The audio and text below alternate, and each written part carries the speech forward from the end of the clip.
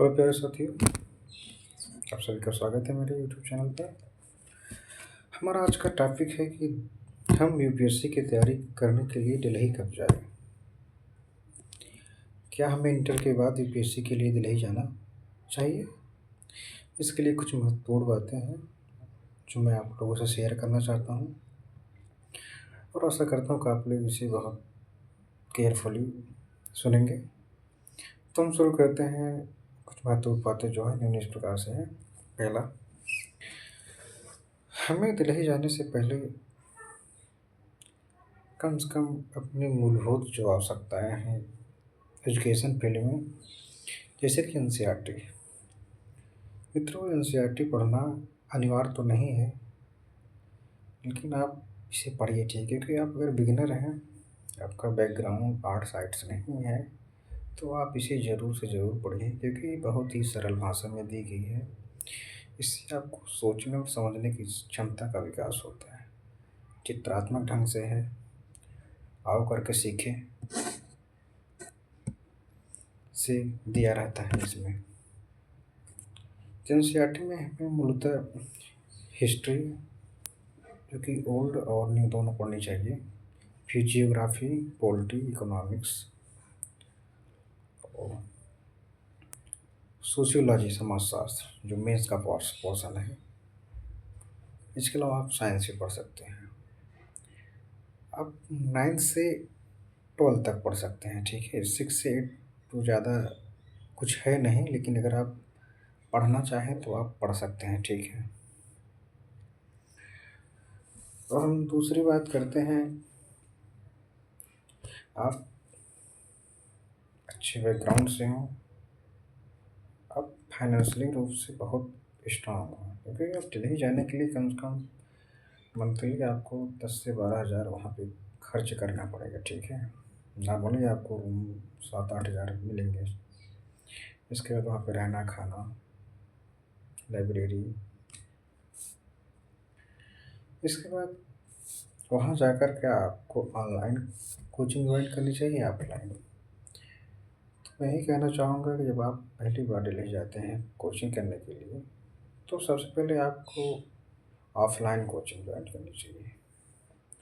Offline coaching join करने से फ़ायदा ये होता है कि आप टीचर के संपर्क में साक्षात्कार रूप से रहते हैं, आमने सामने, और आप कई लोगों से मिलते हैं, आप फ्रेंड भी बनते हैं। आप देखते हैं कि कंपटीशन कितना है।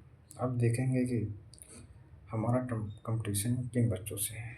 कोई सीबीएसई बोर्ड से, आईसीएसई बोर्ड से, अलग अलग बोर्ड से, कोई अपने समय का टॉपर रहा, कोई यूनिवर्सिटी का टॉपर रहा। जो आप ऐसे लोगों की संगत में आते हैं तो आपको दिमाग खुलता है, आपकी ऊर्जा केंद्रित होती है, आपको लगता है नहीं, यूपीएससी कोई छोटी चीज़ है नहीं, ठीक है। इसके लिए हमें कुछ एक्स्ट्रा एफर्ट करना पड़ेगा। ऑनलाइन कोचिंग में क्या रहेगा कि आप रूम पे बैठ के पढ़ रहे हैं, आपका दिमाग बंद है, बाहरी दुनिया संपर्क आपका कटा हुआ है। क्या गलतियाँ कर रहे हैं क्या नहीं, आपको कोई सुझाव देने वाला है नहीं, ठीक है। तो मैं आशा करता हूँ कि आप लोग अगर जाएँ वहाँ तो ऑफलाइन कोचिंग ज़रूर करें, ठीक है। वहाँ कोचिंग जो इंटीग्रेट रूप से चलती है, मतलब प्रीलिम्स और मेंस साथ साथ चलती है। और हम अगले पॉइंट की बात करें, जब हम प्रीलिम्स क्वालिफाई होने की स्थिति में हो जाते हैं तभी हमें वहाँ जाना चाहिए, ठीक है। अन्यथा वहाँ जाने का कोई मतलब है नहीं। आप वहाँ इंटर के बाद वहाँ जाएंगे, 2 साल कोचिंग, क्योंकि कोचिंग की ड्यूरेशन जो है 18 से 22 मंथ तो चलता ही है। छुट्टी मिला के पूरा 2 साल आप पकड़ लीजिए, तो आपको इतना टाइम लगेगा। आप 2 साल कोचिंग करेंगे तब तक आपकी उम्र 21 साल हो जाएगी संभवतः। इसके बाद आप एलिजिबल हो जाएंगे देने के लिए, आप पहला अटेम्प्ट देंगे तो आपको चीज़ें समझ में आएंगी, ठीक है, कि यार हमने गलती कर दी, हमें पहले उस काबिल बनना चाहिए तब आना चाहिए, ठीक है। आपको अपनी गलती का रियलाइज होगा, ठीक है। अगर आप अच्छे घर से हैं तो आप जा सकते हैं, ठीक है। मैं मना नहीं कर रहा हूँ कि आप लोग मत जाइए, लेकिन कंडीशन है आप उसे देख के तभी जाइएगा। प्रीलिम्स में आजकल ये महत्वपूर्ण फैक्टर है सीसैट को, कि सीसैट जो है बहुत डीपली पूछा जा रहा है। इसमें सीसैट में सामान्यतः 3 पोर्शन है। पहला तो मैथमेटिक्स हुआ, दूसरा रीजनिंग और तीसरा पैसेज। पैसेज में आपको 25 से 27 प्रश्न मिलेंगे, जो कि इतने ऊटपटांग होते हैं कि इनका जो है ट्रांसलेशन गूगल ट्रांसलेशन होता है। अंग्रेजी मीडियम वालों को तो ठीक रहता है, लेकिन जब हिंदी मीडियम वाला विद्यार्थी पैसेज के अर्थ को निकालता है हिंदी वाला, तो उसका अर्थ कुछ और ही निकलता है, अंग्रेजी का कुछ और निकलता है। उसके आंसर यूपीएससी के आंसर की जारी करता है, दोनों में डिफरेंस रहता है। यहाँ तक कि जब कोचिंग वाले अपना आंसर देते हैं पैसेज में, तो भी बहुत डिफरेंस होता है। इसीलिए आप पैसेज के भरोसे आप तो सीसैट तो भूल ही जाइए कि हम पैसेज 27 पूछता है तो 15-20 हमारा सही हो जाएगा। नहीं, इसके भरोसे आप मत रहिए। ये सही भी हो सकता है, नहीं भी हो सकता है, आप माइनस चले जाएंगे। रीजनिंग में पकड़ बनाइए और मैथमेटिक्स में ख़ास तौर पे नंबर सिस्टम का जो पोर्शन है, कम से कम उससे 20 से 25 प्रश्न हर साल बन रहे हैं और बहुत डीपली। तो आप लोग नंबर सिस्टम को इतने अच्छे से पढ़िए, मतलब आप सीसैट आप देखिए, जब आप सीसैट क्वालिफाई हो रहे हैं और जीएस में आपका प्रीलिम्स निकल रहा है, तभी आप जाइए, ठीक है वहाँ पे। और अगले पॉइंट की बात करते हैं। सिर्फ मेंस व इंटरव्यू गाइडेंस के लिए आप जाएं, ठीक है।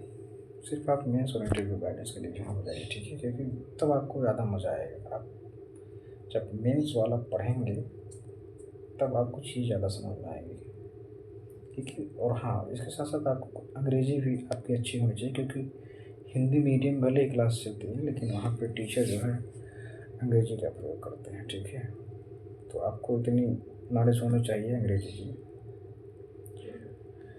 ऐसा भी नहीं है जैसे कि आपको वहाँ जाने से आपका सिलेक्शन हो ही जाएगा, ये कोई बड़ी बात है नहीं, ठीक है, कि आप वहाँ जाएँ तभी आपका सिलेक्शन। नहीं, आप कहीं भी रहें, अच्छे मेंटर आपके पास हैं, गाइडेंस है, तो आप तैयारी कर सकते हैं, ठीक है, कहीं से भी।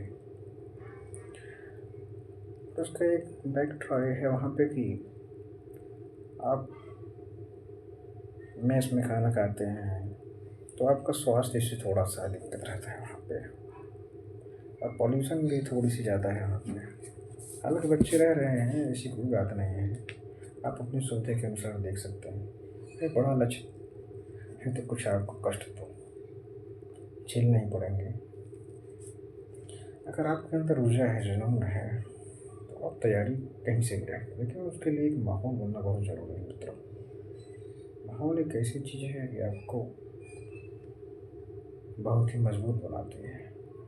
अगर माहौल आपको नहीं मिल पाएगा तो वही एक आप अपनी तैयारी को एक बंद रूम में करेंगे, तो आप गलतियाँ क्या कर रहे हैं उससे आप पता नहीं चलेगा, ठीक है, आप बार बार फेल होंगे। तो यही सब छोटी मोटी गाइडेंस थी जो आपको, और मैं आपको उदाहरण देना चाहता हूँ कि मेरे कलीग्स थे जो दिल्ली गए थे। मैंने दृष्टि में कोचिंग भी किया था, हिस्ट्री ऑप्शनल मेरा सब्जेक्ट है। तो मेरे मित्र दिल्ली गए थे, तो उन्होंने बताया कि इलाहाबाद और दिल्ली में बहुत ज़्यादा अंतर, कोई अंतर नहीं है, ठीक है। तो वहाँ जाने का कोई मतलब है नहीं। वो भी गए थे, यहाँ से कंप्लीट करके गए थे, तो वहाँ केवल लाइब्रेरी ज्वाइन करके वहीं पढ़ रहे थे, मेस में अपना खाना खा रहे थे, बस, और कोई मतलब नहीं है। पढ़ाई यहाँ के वहाँ की सेम है, ठीक है। अब तो दिल्ली के भी टीचर इलाहाबाद में आकर पढ़ाते हैं, तो कंटेंट में भी बहुत ज़्यादा अंतर नहीं रहता है, बस माहौल का फ़र्क रहता है। अब जहाँ माहौल बना पाइए वहीं पढ़िए, ठीक है। और एक मेरा जूनियर था, वो भी गया था इंटर के बाद, तो दृष्टि में एडमिशन लेने के लिए गया था। तो उसका बेसिक उतना अच्छा नहीं था, तो दृष्टि वाले ने उसे पहले एनसीईआरटी पढ़ने के लिए कहा। बोला कि एनसीईआरटी आप पढ़ के आइए 6 महीने, इसके बाद हम आपको एडमिशन लेंगे। नहीं तो उनका क्या, उन्हें तो भाई पैसे से मतलब है, 1.5-2 लाख लेते हैं, उसके बाद एडमिशन कर लेते हैं। लेकिन उन्होंने अच्छा किया कि उसे सच से अवगत करवाए बच्चे को, नहीं तो उसका टाइम बर्बाद होता और क्या। चीज़ें कम समझ में आएंगे आपको, अगर आप थोड़ा सा मेच्योर होकर जाएंगे तो आपको मज़ा आएगा पढ़ने में, ठीक है। आप चीज़ों को इंटरलिंक कर पाएंगे। जब आप आंसर राइटिंग करेंगे तो आप देखेंगे कि मैं लिख पा रहा हूँ, ठीक है। हालांकि कोचिंगों में, बड़ी बड़ी कोचिंगों में आपको आंसर राइटिंग नहीं सिखाते हैं, आपको स्वयं मेहनत करना पड़ता है। ये नहीं बताएंगे बेटा प्रस्तावना कैसे लिखनी है, आपको निष्कर्ष कैसे निकालना है, आपको इंटरलिंक कैसे करना है चीज़ों को, ये सब नहीं बताते हैं, ठीक है। तो यही सब बातें हैं। आशा करता हूँ आपको वीडियो अच्छी लगी। अगर वीडियो अच्छी लगी है तो आप इसे अपने मित्रों के साथ शेयर करें जो तैयारी करते हैं, जो यूपीएससी के इच्छुक हों। बहुत बहुत धन्यवाद आपका वीडियो देखने के लिए।